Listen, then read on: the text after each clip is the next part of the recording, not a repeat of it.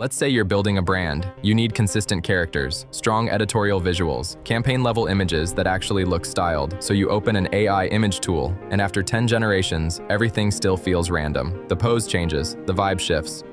The aesthetic turns into costume. And suddenly, you're spending more time fixing outputs than creating. That's where things get interesting. Because today, I'm testing Higgsfield Soul 2.0, an image model built specifically for creators who care about consistency, culture, and visual direction. Not just images, but images with taste. Let's see what it can actually do.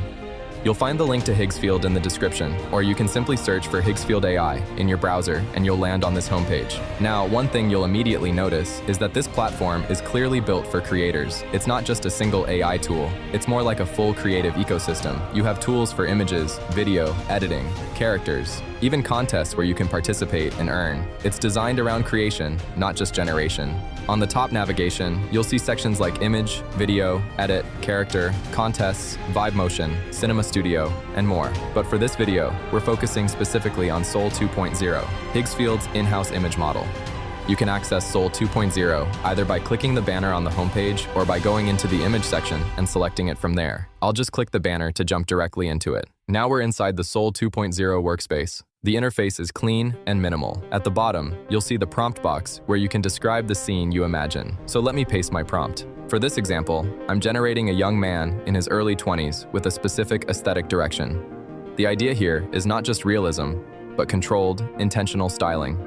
Next, we need to select the model. Higgsfield isn't limited to just one model. You'll see options like Seedream 4.5, Nano Banana Pro, Nano Banana Unlimited, GPT Image 1.5, and others. But for this test, we're using Soul 2.0, since that's the model built specifically for culturally aware, fashion-forward visuals.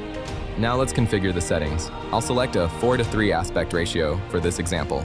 For resolution, you can go up to 2K, which is more than enough for high-quality outputs, so I'll choose 2K. You also have a prompt enhance toggle. If your prompt is rough, you can enable it to refine your input. In my case, I'll keep it as is. Then comes batch size. This controls how many images are generated at once. I'll go with 4 images so we can compare variations. Now here's where things get interesting: style and character. Let's start with style. When you open the preset panel, you'll see different categories like mood, styles, and camera. Under mood, you get options like Asian nostalgia, double exposure, Mystic City, swag era, siren, all curated aesthetic directions.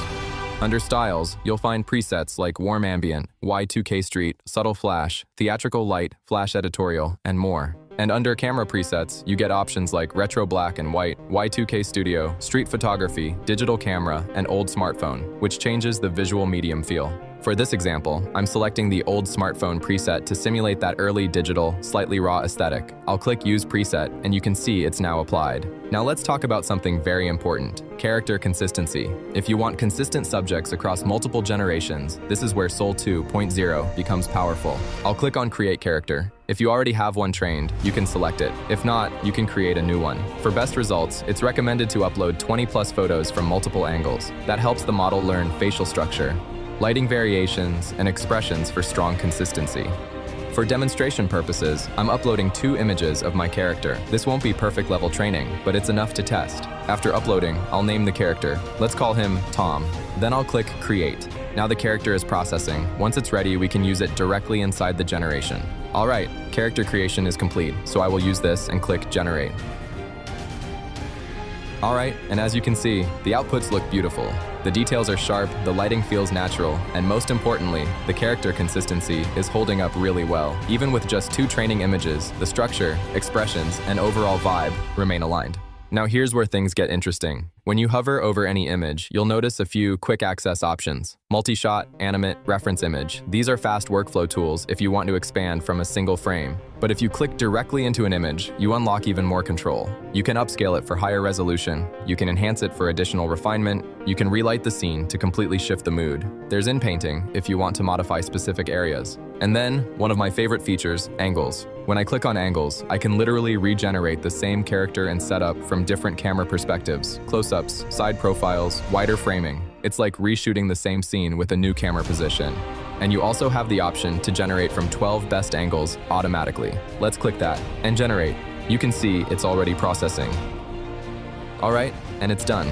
Look at this. The character remains consistent across all angles. The lighting adapts naturally, the framing changes, but the identity stays intact. This is incredibly useful if you're building a sequence, a brand shoot, or even storyboards. And beyond static images, you can animate your character, apply relighting across variations, or use these outputs as structured assets for larger projects. But instead of just explaining what's possible, let me show you. Watch this.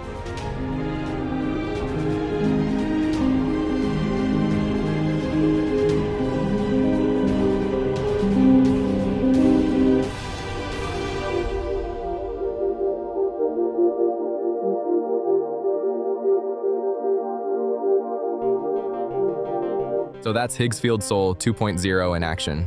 No complicated setup, no overwhelming interface, just a clean workflow where you describe what you imagine and refine it with real creative control. Angles, lighting, style, consistency. What I personally like is that it doesn't feel like you're fighting the tool. It feels collaborative. You guide it, adjust it, and build on top of it. If you're someone experimenting with AI visuals, whether for thumbnails, storytelling, fashion concepts, or short films, this is definitely worth exploring. The link is in the description. Try it yourself, push it, test its limits, and let me know what you end up creating. I'll see you in the next one.